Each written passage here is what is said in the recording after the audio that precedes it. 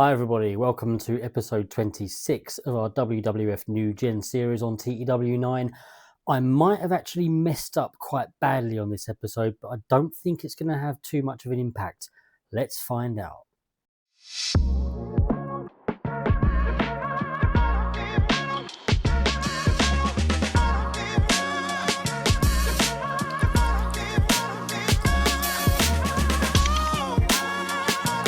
So it's the European Spring Tour finale in tonight's episode, and the reason I may have messed up is that obviously the location is in Europe, and I didn't think about the language barrier.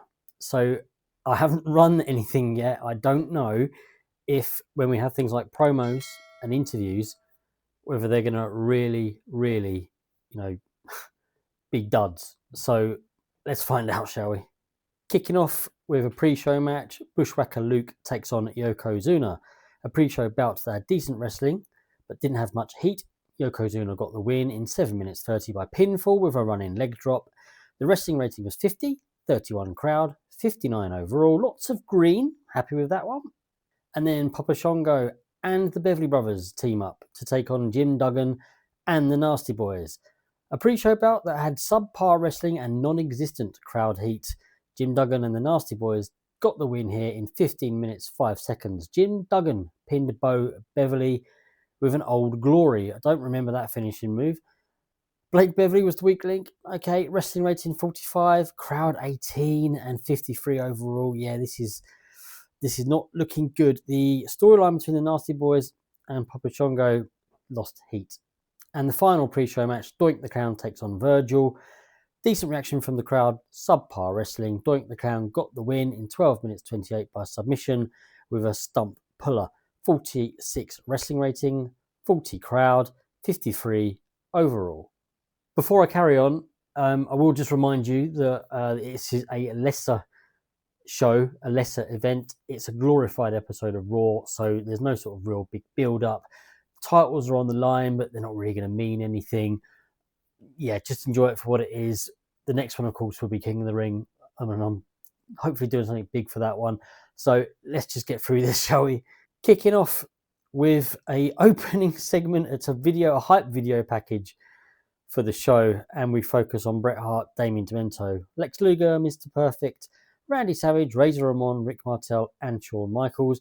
This gets a 40, and it says here an awful 2-minute video package. I mean, I wonder if it is the language barrier.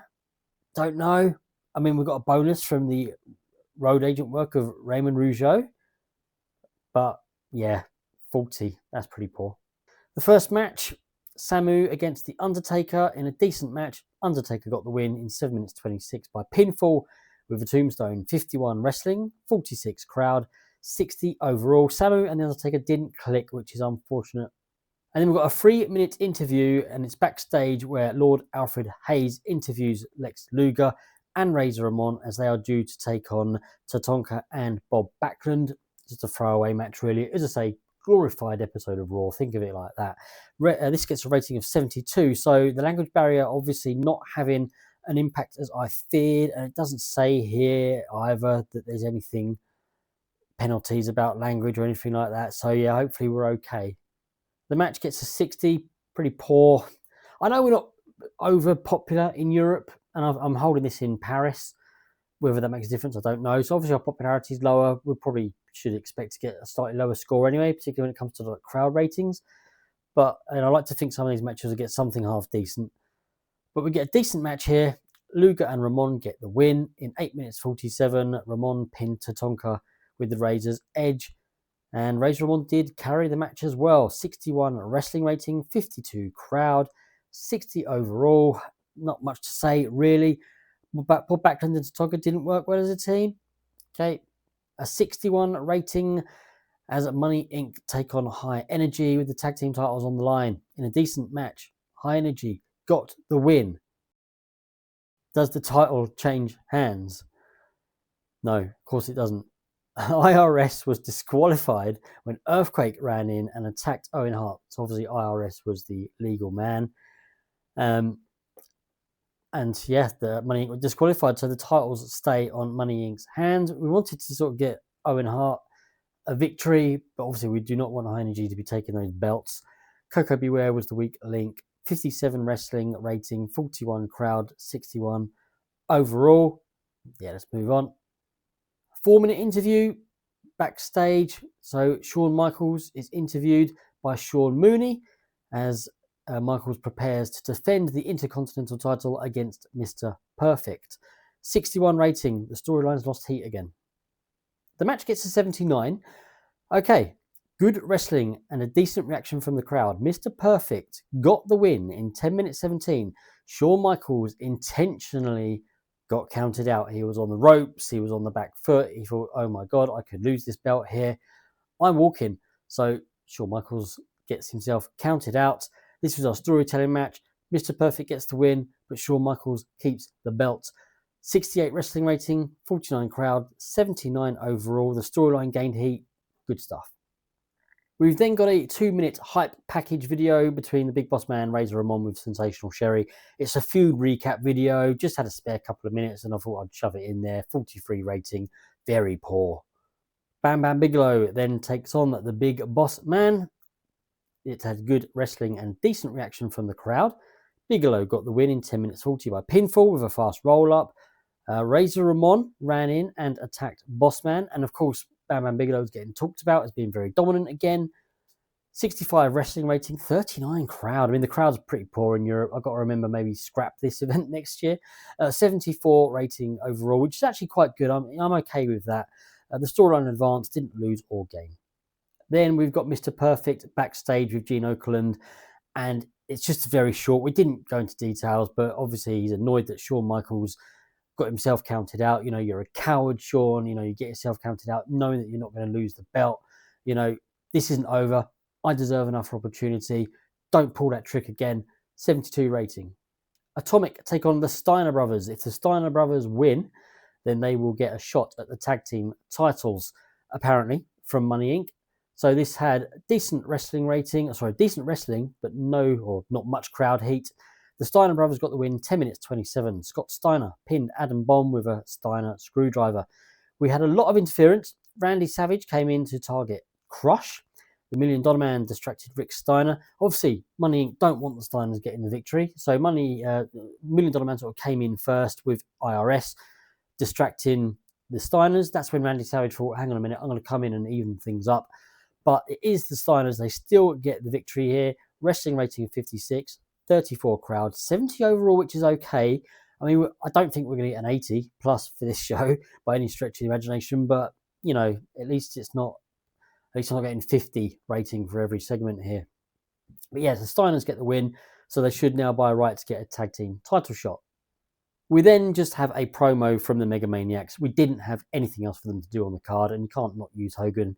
He'll be upset, and, you know, we'll get a decent rating from him, which we did. 73 rating for this promo. Not much more to say about it. Let's move on. Bret Hart takes on Damien Demento. A decent match. Bret Hart got the win in 9 minutes 8 seconds by submission with a sharpshooter. 52 wrestling, 36 crowd, 68 overall. Another poor one. The Nasty Boys versus Papa Shango storyline advanced and gained heat. Doesn't tell me why. I don't remember actually. I guess I must have had. I had Brian Knobs and Jerry Sags come out at ringside just to sort of hang around, make sure, you know, they're the faces. They're not coming out to distract Damien Demento. They're just sitting at ringside, making sure that Damien Demento doesn't pull any fast ones over Bret. And obviously, there's a storyline going on there. So yeah, I mean, I'm okay with that. The storyline gaining heat, which is always good. Then we've got Randy Savage interviewed pre-title match as he looks to take on Rick Martel. Rick Martel getting a title shot here. 81 rating. Let's go into the match. 80 rating overall. That's okay. In a decent match, Randy Savage got the win in 15 minutes 6 seconds by pinfall with a flying elbow drop. During the match, we had Crush distract Savage, and Adam Bomb also came in and distracted Savage. It's a shame it doesn't combine that wording. Randy Savage makes defense number 3 of the WWF Heavyweight title. So the wrestling was 64, 44 for the crowd. I've got a scrap holding shows in Europe, and 80 overall. The storyline between Crush, Adam Bomb, and Savage gained heat, which was kind of lucky, really. I mean, a rating of 80 has probably done it. Yeah, Savage successfully defends the belt. Let's see what we get overall. How did we get an 81 for that? How did we get an 81 for that? Increasing our popularity in 2 regions.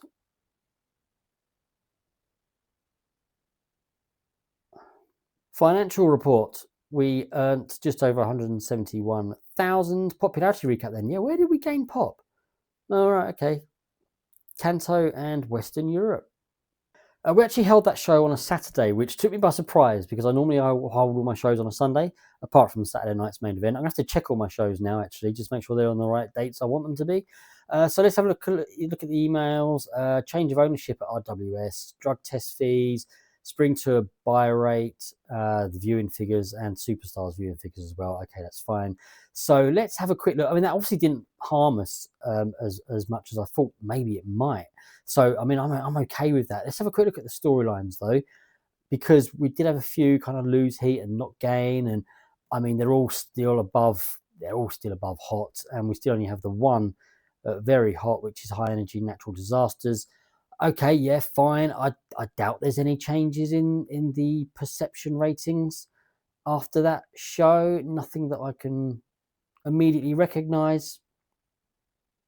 IRS has gone back down to well known. That's fine. We're getting back up there. But no, that's okay. So yeah, the next event then is King of the Ring. So this month now from Raw, the first Raw of June we'll have the first few qualifiers. Now I have already written the tournament for King of the Ring, including the qualifiers, the quarterfinals, the semi-finals, and the final. But I've had another idea and I'm completely rewriting it, including probably having a different winner than I was originally planning. So I hope you will join me for that one. And take care of yourselves, everybody. See you again soon. Goodbye.